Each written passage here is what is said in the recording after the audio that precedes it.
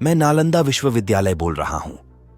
आज मैं आपको मेरा ऐसा गौरवशाली इतिहास बताने वाला हूं जिसके बारे में आज की पीढ़ी कम ही जानती है। हां, मैं वही विश्वविद्यालय हूं जो एशिया की सबसे बड़ी यूनिवर्सिटी हुआ करता था, लेकिन एक पागल राक्षस बख्तियार खलजी ने मुझे और मेरे पुस्तक भंडार को जलाकर राख कर दिया था।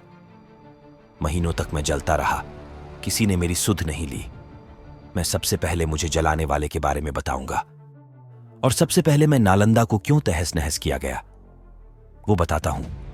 मेरी कहानी सुनोगे तो भारत के लाडलों आपकी आंखें भी बिक जाएंगे। चंदन भरी आंखें और रुंधे हुए गले के साथ में आज सुनाता हूं मेरी कहानी।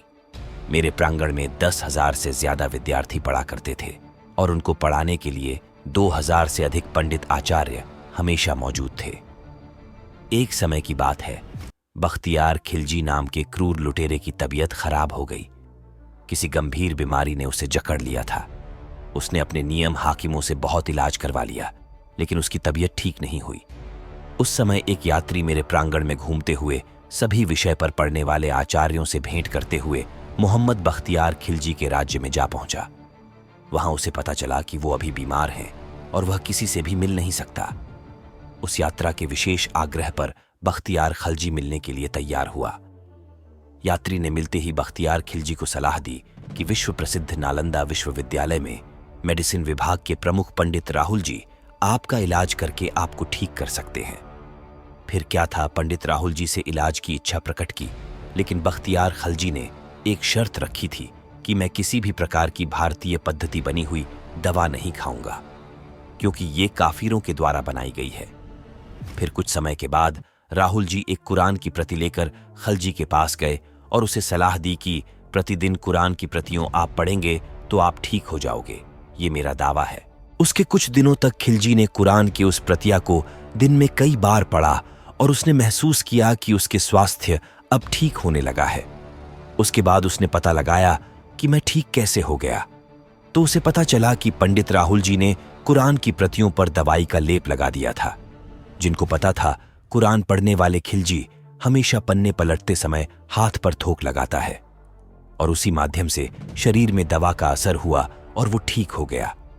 उसी के तुरंत बाद खिलजी को ये बात सहन नहीं हुई कि मेरे नियम हकीमों में से मैं ठीक नहीं हुआ, परंतु काफिर की दवाई ने मुझे ठीक कर दिया।